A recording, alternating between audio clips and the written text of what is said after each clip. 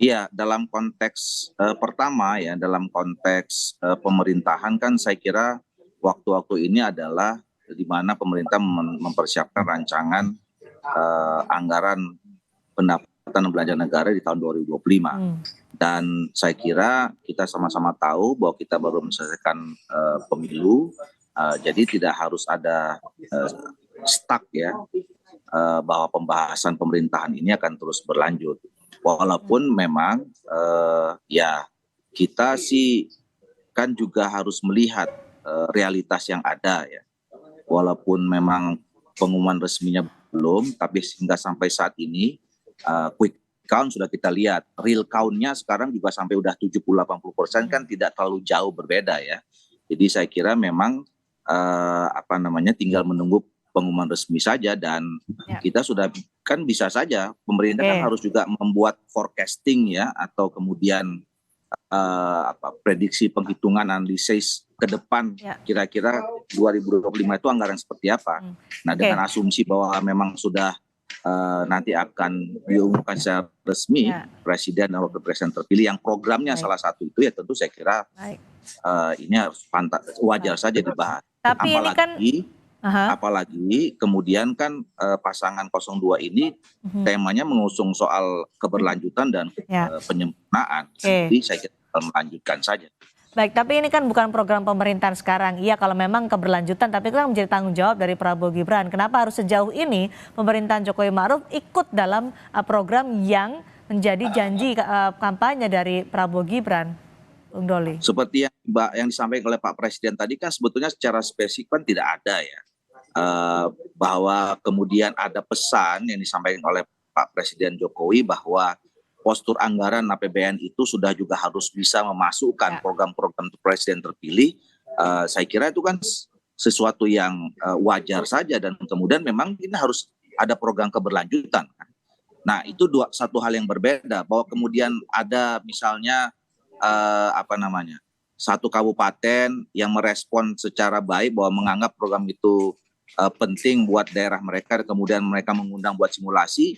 Saya kira itu juga satu hal yang bagus supaya kita memang nanti bisa menemukan kira-kira kalau mau jalanin konsep itu dari semua aspek, itu bisa kelihatan dari soal penganggaran, dari segi konsep pelaksanaannya, operasinya semacam apa dan seterusnya. Saya kira gitu.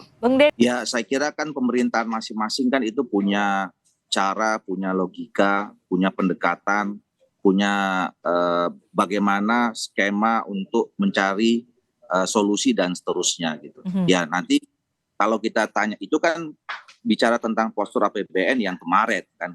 Nah kan sekarang sedang dibahas. Gitu. Apakah dalam pembahasan soal postur APBN dan bagaimana anggarannya, apakah menggeser anggaran lain untuk menjalankan program makan siang gratis, atau menaikkan penerimaan pendapatan, atau memperlebar defisit, dalam hal ini menambah utang? Apakah itu sudah dibahas? Saya kira seharusnya memang ada peningkatan pendapatan ya, dan setiap tahun harusnya pemerintah itu berupaya untuk adanya peningkatan pendapatan yang kemudian juga disalurkan pada program-program yang penting yang langsung dirasakan oleh rakyat. Menaikkan pendapatan 400 triliun rupiah dalam waktu dekat, mungkinkah itu? Nah, kan itu kan nggak apple to apple. Kita kemudian dapat 400 triliun kemudian baikkan gitu ya. Jadi kan saya kira sebuah pemerintahan itu pasti akan, kan program yang disampaikan oleh kemarin masing-masing presiden itu kan banyak ya, dalam rangka untuk meningkatkan pendapatan negara gitu. Nah ini aja nanti kita lihat program-program itu bisa dijalankan, dan kemudian salah satu program yang untuk diimplementasikan langsung masyarakat itu adalah soal makan siang gratis itu.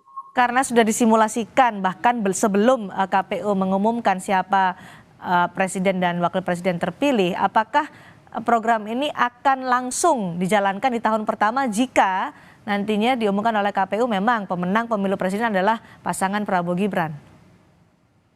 Ya itu dia, itulah pentingnya simulasi ya. Dari simulasi itu kan kita bisa lihat ya, apa namanya, berapa sebetulnya anggaran yang dibutuhkan, kemudian jangkauannya seperti apa, Oke. berapa banyak yang harus disiapkan, makanannya seperti apa. Jadi dengan simulasi itu nanti kemudian baru kita bisa lihat sebetulnya program. Jadi kan gini loh, program ini kan program yang relatif baru. Tentu kita ingin mencari bagaimana supaya program ini bisa terlaksana dengan baik, sebaik-baiknya, dan kemudian bisa dilaksanakan secara efisien, Oke. dan kemudian tepat sasaran. Itulah gunanya simulasi itu. Oke. Dan kita bisa tahu, kan tadi kenapa diambil Tangerang misalnya, Ya. karena di sana punya banyak keragaman tentang Baik.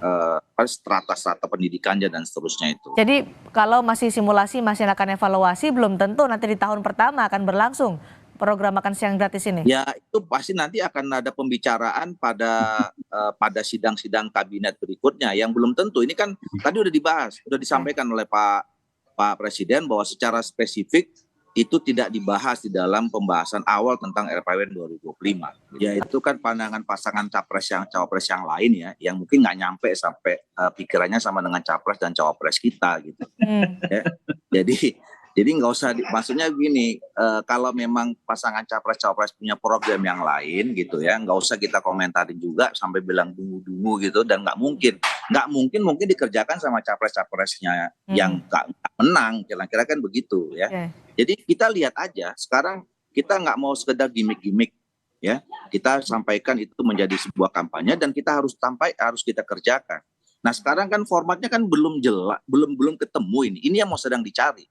Ya, tadi apakah misalnya soal bagaimana menjangkau bukan hanya sekedar perkotaan. Ini kan juga program bukan hanya harus dilantik sebulan jadi kan gitu loh.